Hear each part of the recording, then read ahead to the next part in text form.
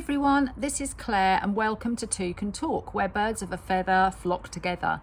It's a beautiful sunny day here in the UK and wherever you are around the world, I wish you well. I've just popped on really because I was kind of looking and checking out the commodities that are in the Ukraine and where they export those commodities to, and they have a lot of natural resources in that country, and some of them are actually exported to China, but interestingly enough the Ukraine I'm talking about provides Europe with almost 60% of its corn and almost half the grains to feed their livestock. Interestingly, I mean, I could go on and read you a list of, you know, the salts, oils, graphite, sulfur, titanium, magnesium, timber, etc., that comes natural resources from the Ukraine. But isn't that, you know, I just think that this has got to be a monetary issue. Like all war, it's got to be about money, or it's got to be about power. And as I've said before, we really can't buy into the narrative of the main media. Because I don't feel they've all got an agenda, haven't they? You know, whether they're on that side or that side, whichever way they want to report this situation, they have an agenda.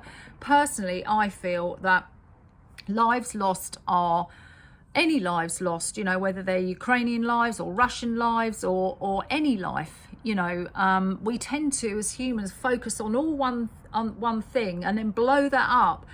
Rather like the COVID thing for 2 years, which is kind of just evaporated into the ether, like, I don't know, it's never happened. And then you hear bits and pieces coming back out into the media regarding, you know, like at the moment, all the newspapers are hitting it with, you know, oh, it's come from one of the wet markets in Wuhan and stuff like that. Okay, I don't know. I'm just keeping open-minded as things filter into our consciousness about what is actually going on. However, back to the Russian-Ukraine situation, I think all war is about control. So there's some reason why Ukraine is very much the focal point, because the country is pulled either way. It's pulled towards Russia and it's pulled towards the EU. And as I say, it's quite rich in resources.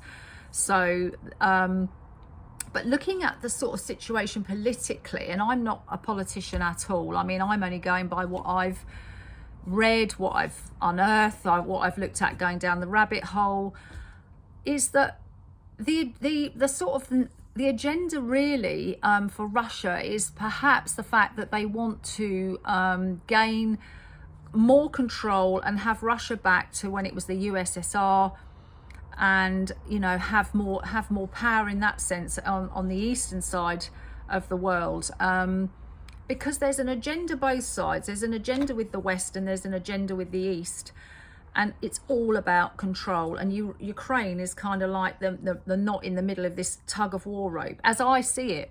And as I say, I'm no expert at all, but I think it's to do with some kind of socialism on both sides, you know.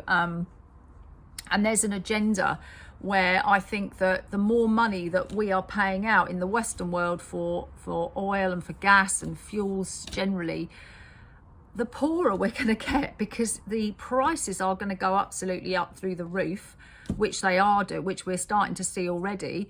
We don't know where that's going to take our fuel prices, how that's going to affect our, you know, freedom to drive and sort of our liberty, as it were, in our four wheels.